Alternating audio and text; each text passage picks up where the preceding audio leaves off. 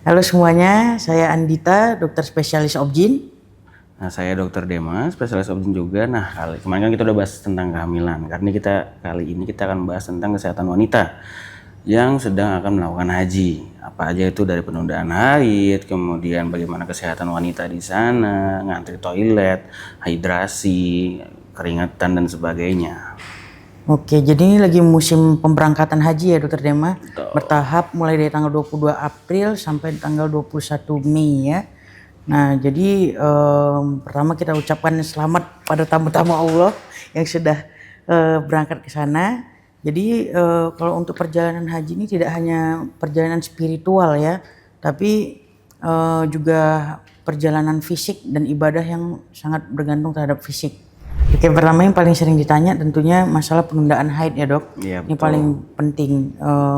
Emang ada sebagian orang yang pengen menunda haidnya ketika di puncak hajinya, dan sebagian besar orang justru ingin menunda haidnya dari sebulan penuh itu gitu ya. Jadi kira-kira gimana dok masalah penundaan haid ini? Nah, jadi penundaan haid ini kan kita pakai obat hormonal namanya progestin. Jadi itu sangat berpengaruh pada metabolik ibunya. Jadi sebelum melakukan pembelian obat itu harus konsultasi ke dokter. Kita harus tahu usianya berapa. Kemudian ada tidak penyakit bawaan metaboliknya seperti sakit ginjal, hati dan yang lainnya. Kemudian berat badannya, obesitas atau tidak, itu kita harus tahu. Terus riwayat sebelumnya apakah ada hipertensi, ada migrain yang dengan aura dan lain-lain. Karena obatnya ini sangat time dependent atau bergantung dengan waktu. Kalau misalkan tidak konsultasi dengan dokter dulu, bisa-bisa nanti terjadi bleeding waktu di hajinya, kan percuma jadi sholatnya. Gitu. Oke dok, jadi biasanya menggunakan apa dok?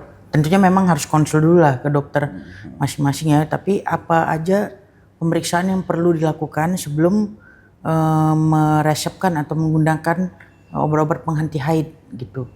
Untuk pemeriksaan pertama yang jelas dari pertanyaan seperti siklus haid ya dok, kapan terakhir haid?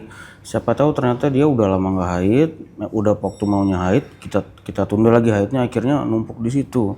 Terus kedua pemeriksaan USG, apakah tebal rahimnya normal, apa rahimnya ukurannya ada kelainan, dan pemeriksaan laboratorium lainnya tadi untuk mencari penyakit metabolik.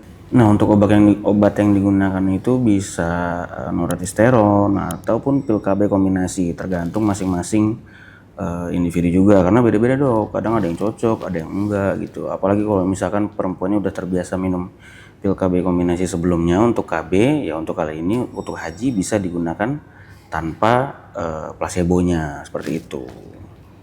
Oke, berarti obat penunda haid boleh digunakan untuk haji ya dok? Boleh. Bahkan bisa dibuat untuk menunda selama perjalanan. Yang penting harus screening dulu ya ke dokter objin melalui beberapa pemeriksaan, tentunya dengan USG gitu ya dok, salah satunya. Dan itu juga, obat pil ini juga ada efek sampingnya. Jadi selama di sana, fungsinya konsultasi itu juga untuk mengetahui dok nanti apa aja efek samping yang diekspektasikan di sana, terus cara penanganannya gimana. Jadi kalau misalkan ada bleeding, perdarahan hebat, itu udah nggak normal, bukannya haid yang bocor, jadi harus segera periksa.